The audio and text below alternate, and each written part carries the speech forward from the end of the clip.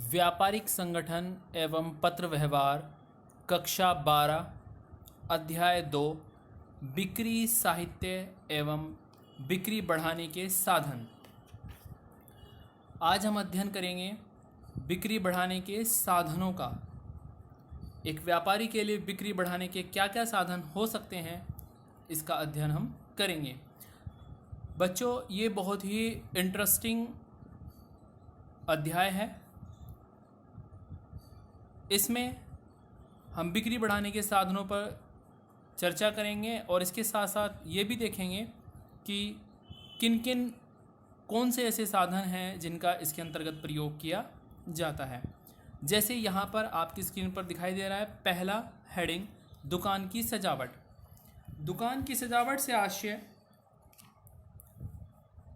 दुकान की सजावट ग्राहकों को आकर्षित करने के लिए होती है।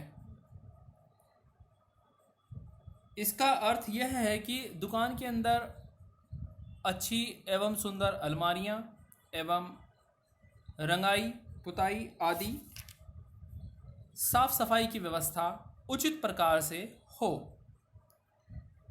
साथ ही सामान इस प्रकार से रखा गया हो कि ग्राहक उसको देखकर आकर्षित हों।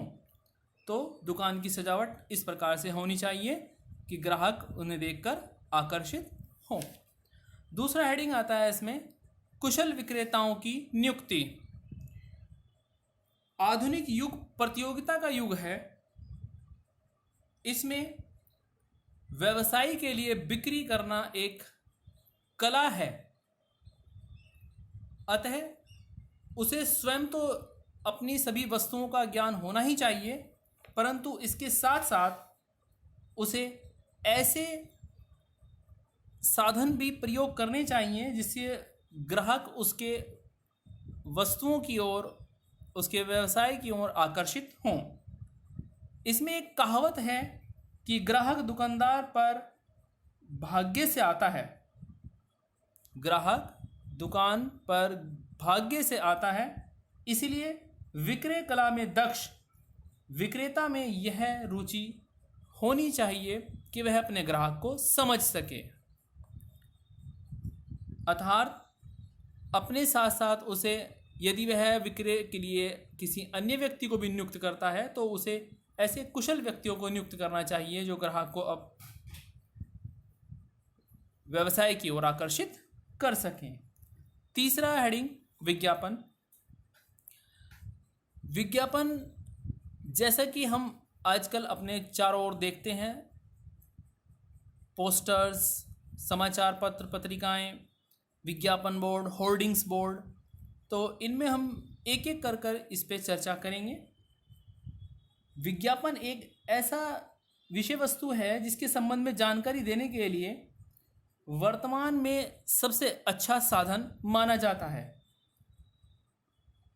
विज्ञापन एक ऐसी कला है जिसके द्वारा मनुष्यों को प्रभावित किया जाता है, वस्तु के प्रति आकर्षित किया जाता है, जिससे ग्राहक उस वस्तु को खरीदने के लिए आकर्षित हो जाता है। इसमें विज्ञापन का आप फर्स्ट पॉइंट देख रहे हैं, समाचार पत्र व पत्रिकाएं।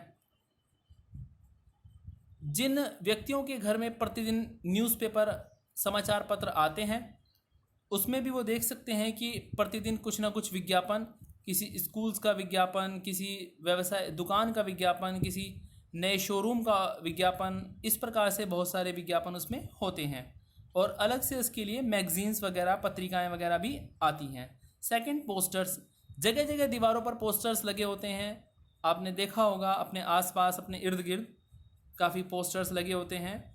सेल के पोस्टर्स, कपड़ों की सेल, जूतों की सेल आदि इस प्रकार की पोस्टर्स लगे होते हैं। विज्ञापन बोर्ड, बड़े बड़े ग्लो शाइन्स बोर्ड होते हैं, जैसे इलेक्ट्रिक बोर्ड हो गए जिनमें लाइट वगैरह जलती है। इस प्रकार के जगह जगह दुकान के ऊपर की ओर लगे होते हैं।